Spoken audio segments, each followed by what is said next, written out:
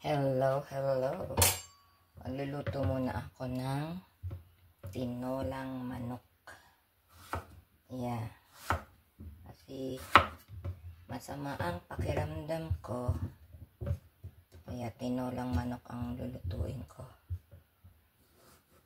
May appointment ako ngayon na para sa magpapamassage ako.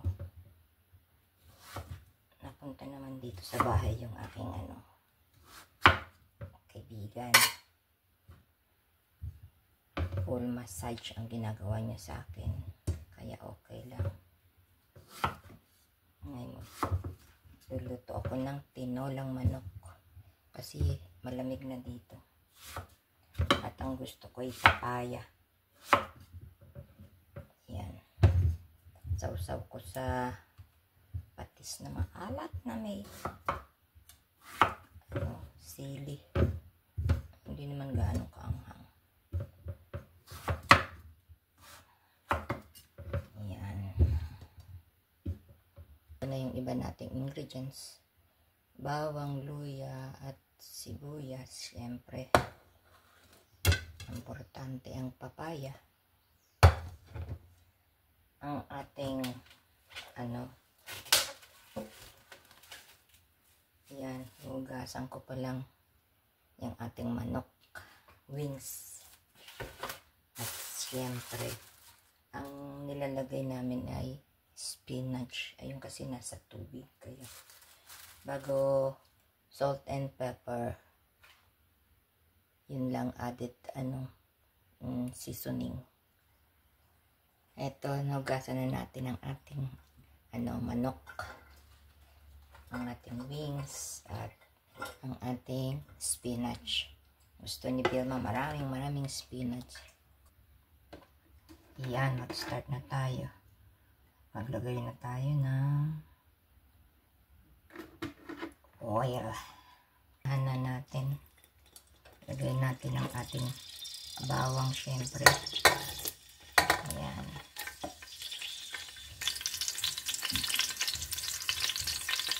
Then, i-ano na natin ang sibuyas din. Sama-sama na yan. Sibuyas. Bawang. Di pa man ang bangin na ng amoy. At pinagsama mo ang sibuyas at bawang. At syempre, sama na natin ang luya.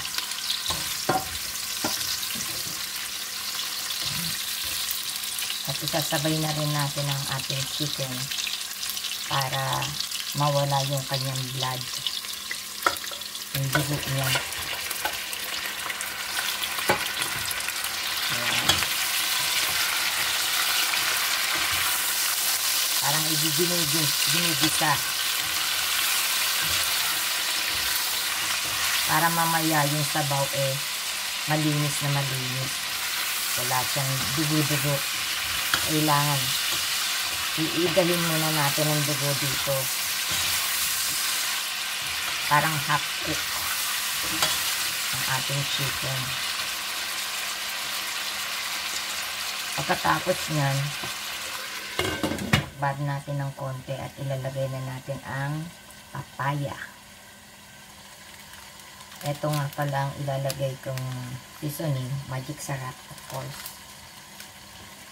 At syempre, yung black pepper natin. At salt.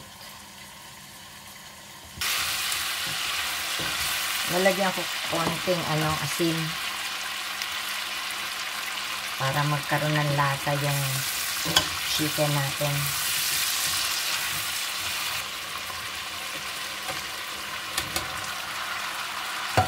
Konting gisa. At ilalagay na natin ang ating sabaw. Lagyan na natin siya ng sabaw.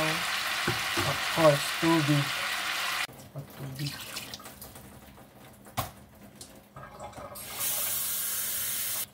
Dahil alam niyo na nga, medyo malamig dito sa amin. Kaya Ayan. Hayaan lang natin kumulo. At pag malambot na ang pagluto na ang papaya, okay na yan. Kaya lagyan natin ng lid. Okay. Ako tinatanggalan ko ng bula ito. Alam mo, pagka nagpapakulo ka at nakita mo may mga bula, aalisin mo. Yun ang natutunan ko sa mother ko. Kailangan daw inaalis yung mga bula.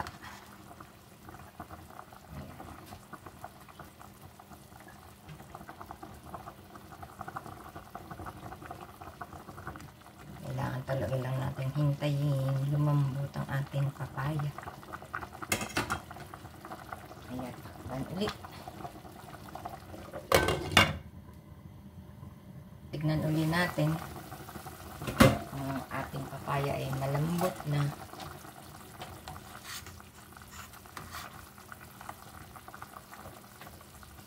Oh, matigas pa siya.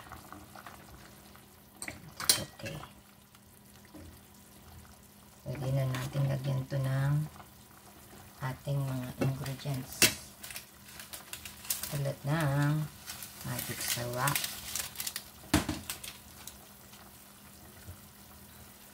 Ang ating paminta.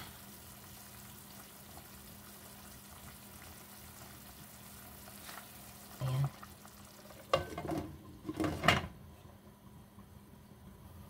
May trivia nga pala ako. Ito, pag nagsasaing kami ngayon, sinusok ko ito ng kalahating oras o 1 oras, pwede. At ang kanin nyo, malambot, buhaghag siya, at makakabawas ng cholesterol, sugar sa katawan nyo. Kaya heto na ang ginagawa namin sa araw-araw.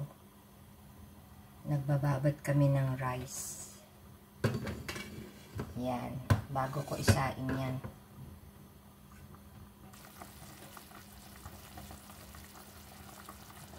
Tapos pa rin siya ng konti.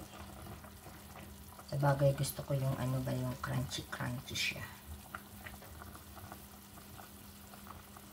Kaya kung gusto nyo gawin yung tungkol sa rice, gawin nyo kasi wala namang mawawala. Diba? Para sa amin, mga diabetic, alam nyo na, gawin.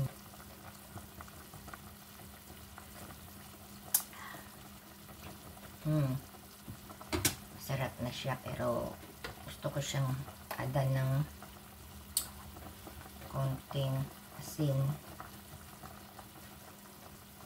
Yung iba, ang gusto nila is patis. Sabagay, ako gusto ko rin ng patis, kaya lang si Vilma ayaw nun ng parang may amoy. Kaya nahayaan ko lang. Asin na lang nilalagay ko. Then nagsasawsaw na lang ako ng patis later on. Yan. Tamang-tama na ang alat niya.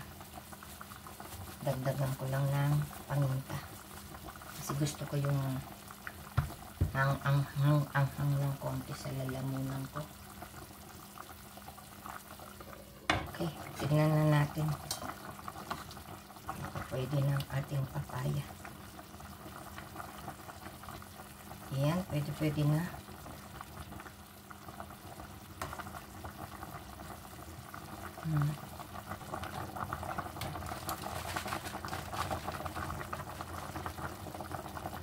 Pubot dami ng spinach na to.